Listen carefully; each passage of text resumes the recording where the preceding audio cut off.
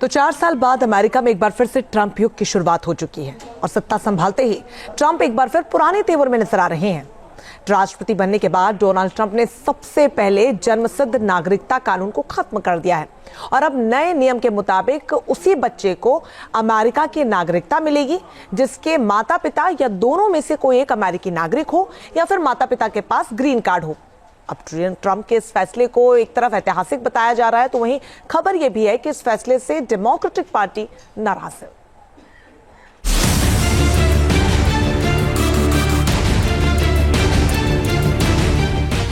Trump का एक आदेश, America में मचा हड़कंप। बर्थ राइट सिटीजनशिप खत्म करने पर सवाल। सालाना 1.5 लाख नवजातों की नागरिकता पर संकट। ट्रंप के आदेश के बाद 20 राज्यों की सरकार पहुंची कोर्ट।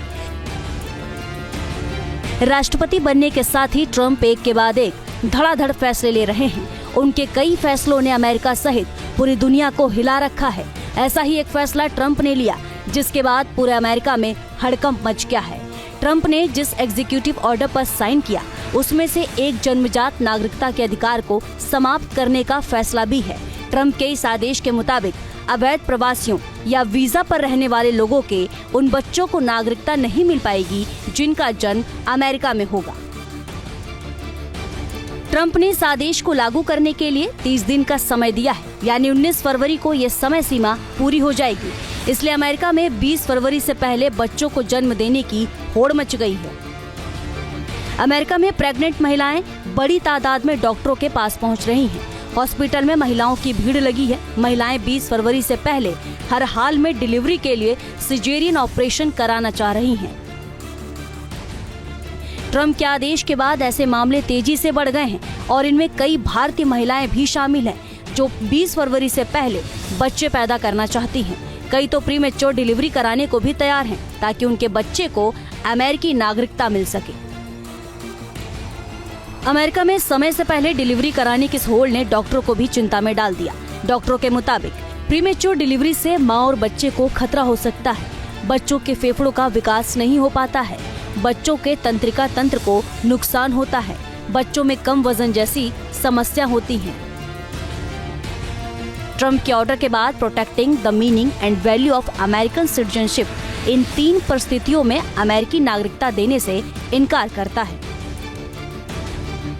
पहला, अमेरिका में पैदा हुए बच्चे की मां यदि अवैध रूप से वहां रह रही हो। दूसरा, बच्चे के जन्म के समय मां अमेरिका की वैध लेकिन अस्थायी निवासी हो।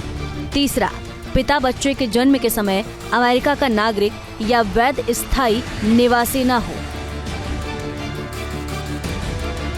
दरअसल अमेरिका में जुलाई 1868 में अमेरिकी संसद में 14वें संशोधन को मंजूरी दी गई थी जिसमें कहा गया था कि देश में पैदा हुए सभी अमेरिकी नागरिक हैं। इसलिए दुनिया भर के आए प्रवासी अमेरिका में बच्चा पैदा करना चाहते हैं ताकि उन्हें अमेरिकी नागरिकता मिल जाए। अमेरिकी सेंसर ब्यूरो के 2024 के आंकड़ों के मुताबिक अमेरिका में करीब 54 लाख भारतीय रहते हैं और ये अमेरिका की आबादी का करीब 1.5% हैं। इनमें से 2/3 लोग फर्स्ट जनरेशन एमिग्रेंट्स हैं, यानी परिवार में यही सबसे पहले अमेरिका गए जिन्हें अमेरिकी नागरिकता मिलना मुश्किल हो सकता है। ट्रंप के आदेश को अमेरिका में ग्रीन कार्ड का इंतजार कर रहे परिवारों को झटका माना जा रहा है। ट्रंप के इस फैसले से डेमोक्रेटिक पार्टी नाराज है। अमेरिका के 20 राज्यों में डेमोक्रेटिक पार्टी की सरकार है। इन सभी राज्य सरकारों ने कोर्ट का रुख करते हुए ट्रंप के फैसले पर आपत्ति जताई है।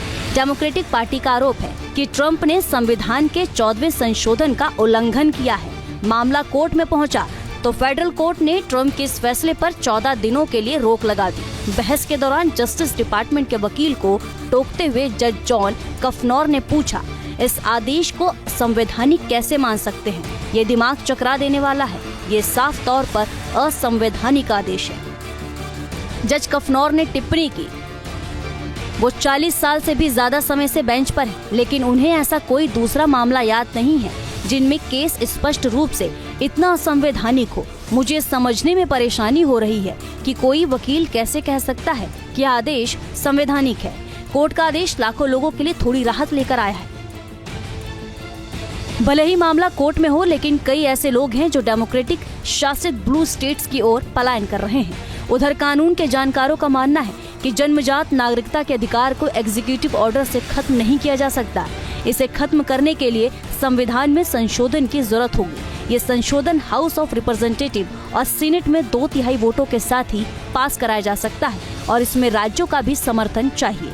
अमेरिका में ही ट्रंप के इस आदेश का विरोध शुरू हो गया है। 22 राज्यों के अटॉर्नी जनरल ने आदेश को रद्द करने की मांग की है। Team news nation.